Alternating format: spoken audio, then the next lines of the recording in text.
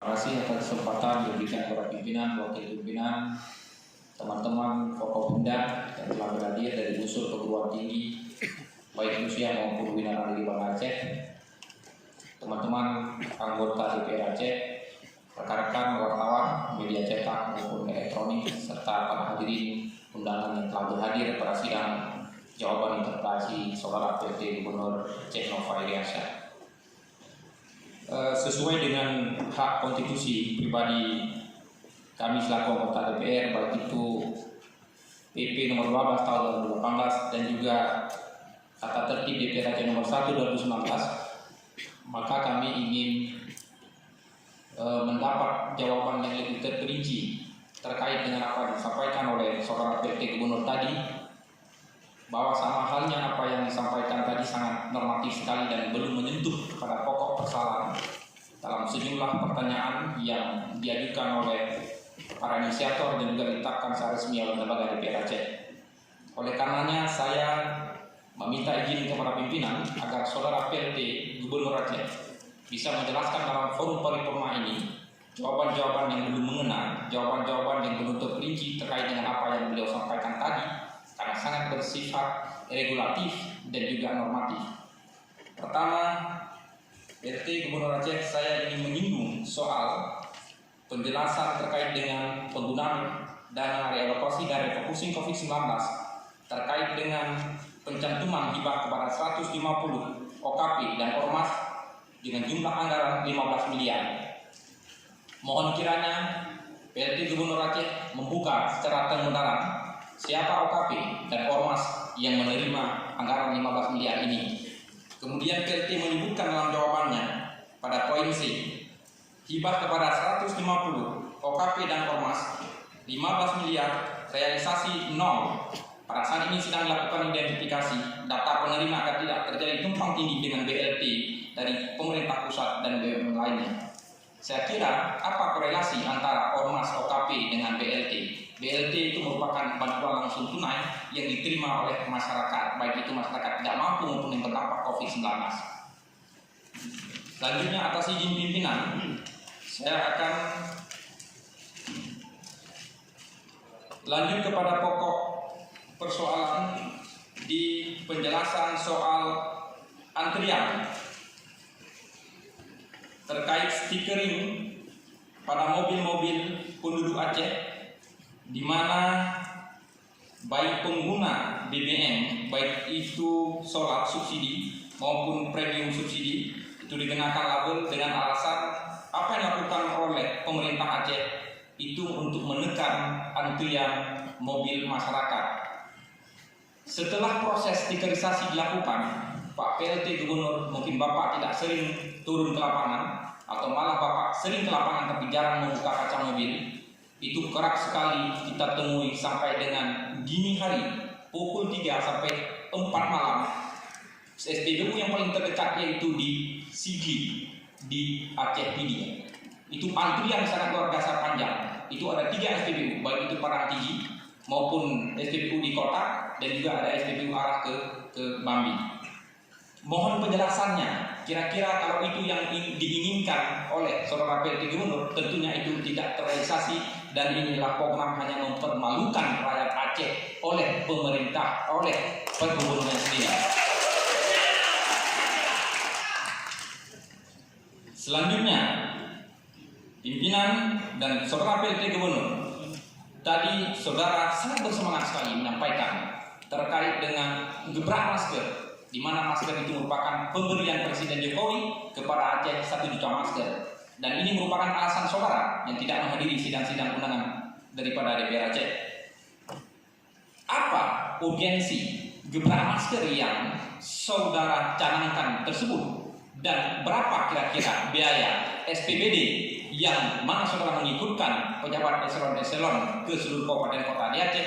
Kabarnya juga kami menemukan di beberapa situs berita pasca ASN turun melakukan gebrak masker, sejumlah ASN di jajaran pemerintah Aceh dan SKPD itu merupakan terpapar COVID-19. Artinya bahwa program gebrak masker ini tidak efektif untuk menekan COVID, malah akan bertambah virus COVID-19.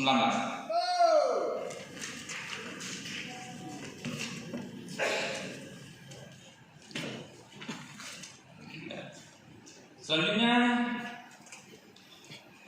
Saudara PLT Gubernur, tadi saudara menyampaikan terkait dengan proyek multi-years kontrak, di mana penandatanganan itu bersamaan dengan penandatangan KUA PPKS.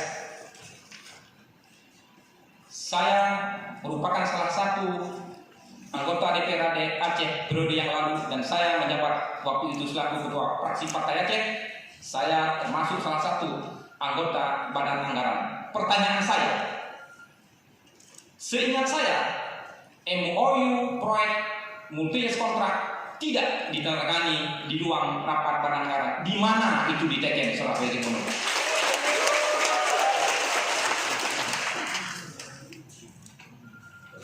Selanjutnya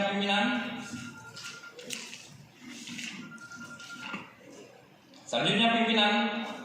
Soal penjelasan di pertanyaan 16, bahwa Saudara PLT Gubernur juga sepakat dengan kita pemerintah Aceh, di mana sebelumnya kita menyuarakan terkait dengan pembangunan masjid, manasah dan balai pengajian, di mana dalam penjelasan pada ayat 1 dan 2, Saudara PLT Gubernur menyatakan sudah menyurati Menteri Dalam Negeri terkait agar kodifikasi nomenklatur perencanaan masjid, manasah dan rumah wakaf serta balai pengajian masuk dalam APBA. Sudah sejauh manakah tindak lanjut dan follow up surat Saudara PLT Gubernur kepada Mendagri, karena ini merupakan program yang sangat ditunggu-tunggu oleh masyarakat Aceh, terutama terkait dengan pembangunan rumah ibadah yang merupakan pelaksanaan syariat Islam di Aceh. Ya, selanjutnya, Saudara PLT Gubernur, ada juga sangat bersemangat saya tadi menjelaskan soal refocusing COVID-19. Dalam laporan TAPA yang dipimpin oleh Sekda Dr. Takwallah bersama dengan Badan Anggaran DPR Aceh, yang kemudian disertai dengan konferensi pers yang dilaksanakan oleh Ketua DPR Aceh dan juga Sekda, disampaikan bahwa realisasi dan refocusing COVID-19 dengan Aceh padu anggarannya 1,7 triliun. Kemudian tanpa ada laporan sedikit pun kepada Banggar DPR Aceh, akhirnya kami temukan muncul di beberapa media bahwa dana refocusing COVID-19 Aceh itu bertambah menjadi 2,3 triliun. Kemudian teman-teman pimpinan dan sejumlah anggota DPR Aceh termasuk pimpinan fraksi melakukan pertemuan dengan Kementerian Dalam Negeri, yaitu dengan Dirjen Keuangan. Di sana kita mendapatkan informasi bahwa angkanya naik lagi dari 2,3 menjadi 2,5. Pertanyaan kemudian, ada 3 aplikasi daripada program COVID-19 pelaksanaan anggarannya. Pertama, untuk kesehatan; kedua, untuk dampak ekonomi; ketiga, sosial seperti ini. Sosial seperti ini, 3 alokasi itu. Pertanyaan kemudian, tadi Anda menyampaikan regulasi semata, Anda menyampaikan secara naratif semata. Apa kira-kira bungkusan program refocusing dengan angka 2,5 triliun itu yang telah Saudara PLT bersama dengan TAPA canangkan, yang kira-kira berdampak terkait penekanan COVID-19 dan juga pemberdayaan ekonomi masyarakat Aceh serta dampak daripada pelayanan kesehatan? Setahu kami malah muncul beberapa selintingan, baik itu di media sosial, kemudian di media online. Ada sebagian dari program COVID ini beli mobil, ada sebagian program COVID ini membayar proyek yang tertunda di 2019, misalnya alat peraga di Dinas Pendidikan Aceh. Apakah program ini sesuai dengan upaya penganggaran dalam 3 sektor itu, kesehatan, kemudian dampak ekonomi, dan juga sosial seperti ini? Jangan-jangan apabila kotak ini dibuka, maka kita temukan program-program yang tidak berdampak langsung dengan COVID-19. Oleh karenanya, kami minta kepada Saudara PLT Gubernur, baik di kesempatan ini maupun di kesempatan selanjutnya, untuk membawa rincian program apa saja terkait dengan penanganan COVID-19 untuk teman-teman DPR Aceh. Selanjutnya, kami membaca di media harian Serambi Indonesia surat cinta Saudara PLT Gubernur Aceh yang ditujukan kepada teman-teman dokter para medis yang berada di garda terdepan menanganan kasus COVID-19 terkait dengan insentif medis. Pertanyaan kemudian, apakah insentif medis ini sudah Bapak PLT Gubernur salurkan kepada mereka sesuai dengan surat cinta Bapak atau belum? Karena sepengetahuan kami pemerintah pusat yang ada mengalokasikannya, tetapi pemerintah Aceh belum mengalokasi sama sekali. Sayang sekali Bapak-bapak PLT, dokter dan tenaga medis kita ada yang sudah meninggal dunia akibat terpapar COVID-19, tapi uang belum mereka nikmati sama sekali. Kemudian terakhir, atas izin pimpinan Saudara PLT Gubernur Aceh, tadi saya mendengar adanya bantuan terkait UMKM dari dana COVID-19. Di kabupaten mana saja para penerima manfaat UMKM ini diberikan?